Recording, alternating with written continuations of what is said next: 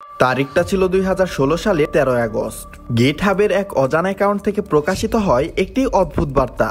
লেখার ধরন এবং ভাষা সবকিছুই ছিল অস্বাভাবিক, কিন্তু তার ভেতরে ছিল এক বিস্ফোরক ঘোষণা: আমরা এনএসএর সাইবার অস্ত্র চুরি করে ফেলেছি। বিশ্ব তখনও বুঝে উঠতে পারেনি কি হতে চলেছে। এনএসআই হলো আমেরিকার জাতীয় নিরাপত্তা সংস্থা। তাদের কাজই হলো হ্যাকারদের হাত থেকে দেশের সাইবার জগৎকে রক্ষা করা। অথচ এবার কিনা তারাই হ্যাক হয়ে গিয়েছে। এমন একটি গোষ্ঠী যারা নিজেদেরকে বলে শ্যাডো ব্রোকার্স, তারা দাবি করলো তারা এনএসএর ইকুয়েশন গ্রুপের ডেটা চুরি করে ফেলেছে। তাদের কাছে রয়েছে এমন সব ডেটা এবং টুলস যা দিয়ে বিশ্বের যে কোনো কম্পিউটার সিস্টেমকে ভেঙে ফেলা যায় মুহূর্তের মধ্যেই, আর যার দাম তারা 1 মিলিয়ন বিটকয়েনে নিলামে তুলেছে। তবে প্রশ্ন হচ্ছে, এই শ্যাডো ব্রোকার্স গ্রুপটা কারা? কিভাবে তারা বিশ্বের সবচাইতে সুরক্ষিত সংস্থার ডেটা হ্যাক করলো? এই হ্যাকিং কিভাবে ছড়িয়ে পড়লো আর্না ক্রাইয়ের মতো রেনসামওয়্যার? তো স্বাগতম আপনাদের মায়াবিন্দুর আরো একটি নতুন ভিডিওতে। এনএসএর ইকুয়েশন গ্রুপ হচ্ছে একটি গোপন হ্যাকার ইউনিট যারা বিশ্বের সবচাইতে উন্নত সাইবার অস্ত্র তৈরি করে। এই টিমটি স্টাক্সনেট তৈরি করেছিল, যেটা ইরানের পারমাণবিক কার্যক্রম ধ্বংস করে দিয়েছিল। কিন্তু 2016 সালের সেই আগস্টেই ইকুয়েশন গ্রুপ নিজেই পরিণত হলো এক হ্যাকিং এর শিকারী। গিটহাবে প্রকাশিত শ্যাডো ব্রোকার্সের সেই বার্তায় বলা হয়েছিল তারা ইকুয়েশন গ্রুপের মালিকানাধীন অসংখ্য এক্সপয়েন্ট এবং হ্যাকিং টুলস হাতিয়ে নিয়েছে। এনএসআই এর এই হ্যাকিং টুলস ছিল এতটা উন্নত যা দিয়ে যে কোনো কম্পিউটার সিস্টেমেই খুব সহজেই প্রবেশ করা যেত, এমনকি কোনো চিহ্ন পর্যন্ত না রেখেই। শ্যাডো ব্রোকার্স এইসব টুলসকে বিক্রি করতে চায়। তারা এক ধরনের নিলাম চালু করে, আর তার দাম চায় 1 মিলিয়ন বিটকয়েন। এটা একদমই অবাস্তব একটা দাবি ছিল, কিন্তু এর মূল উদ্দেশ্য ছিল চমক সৃষ্টি করা। এরপর তারা কিছু ফাইল ফাঁস করে দেয় যাতে নিশ্চিত হওয়া যায় তারা সত্যি এনএসআই এর ভেতরের গোপন অস্ত্র পেয়ে গিয়েছে। এই মুহূর্তে গোটা বিশ্ব স্তব্ধ হয়ে পড়ে। এনএসআই, সিআই, এফবিআই সবাই উদ্বিগ্ন। এই লিঙ্ক যদি সত্যি হয় তাহলে বিশ্বের নিরাপত্তা ব্যবস্থার এক অজানা দুর্বলতা প্রকাশ পেয়ে গেছে। এফবিআই তদন্ত শুরু করে। শুরু হয় গুজব, রাশিয়ান হ্যাকার নাকি এনএসএর ভেতরের কোনো বিশ্বাসঘাতক। 2016 সালে গ্রেপ্তার করা হয় হ্যারল্ড মার্টিন নামক একজন এনএসএর কন্ট্রাক্টরকে। তার বাড়ি থেকে উদ্ধার করা হয় কয়েক টেরাবাইট ক্লাসিক ডেটা। অনেকেই ধরে নেয় শ্যাডো ব্রোকার্স তার সঙ্গে যুক্ত, কিন্তু শ্যাডো ব্রোকার্স তখনও থেমে যায় না। তারা আবারও নতুন একটা ঘোষণা করে।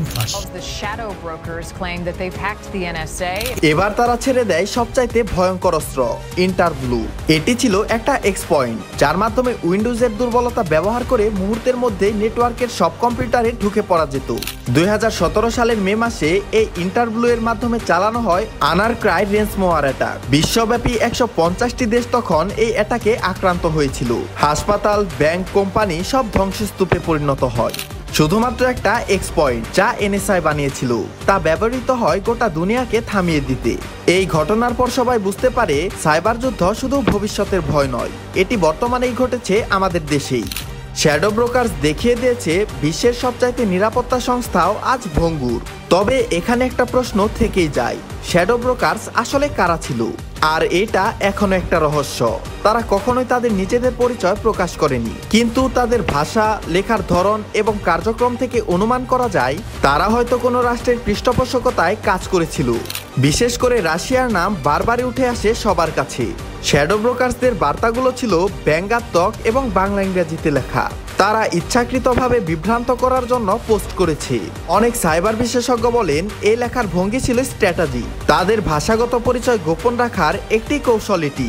তারা এক সময় বলেছিল, we see what can you do, we do অর্স।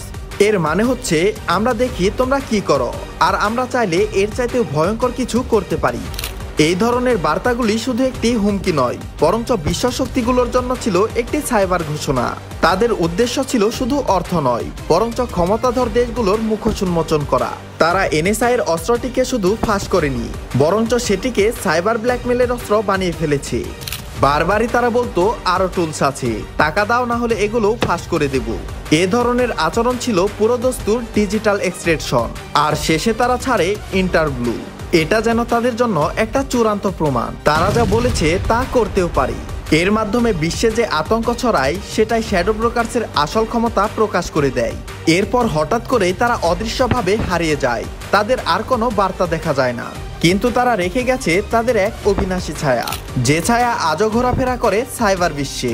আমেরিকার সবচাইতে গুরুত্বপূর্ণ একটি শাখা এনএসআই যখন হ্যাক হয়ে যায়, তখন ভাবতেই গা যেন কেমন শিউরে ওঠে। না জানি সে সময় কত মানুষ আতঙ্কে ছিল। এনএসআই এর মতন একটা সংস্থায় যদি নিরাপদ না থাকে, তাহলে একবার ভাবুন আমাদের মতন সাধারণ মানুষ আজ কতটা সুরক্ষিত। আন্নাক্রা এর মতন সাইবার হামলা যে কোনো সময় আবারও ফিরে আসতে পারে। শ্যাডো ব্রোকার্স হয়তো এখনো আছে কোনো এক অন্ধকার কোণায়, আবারও আঘাত করার অপেক্ষায়।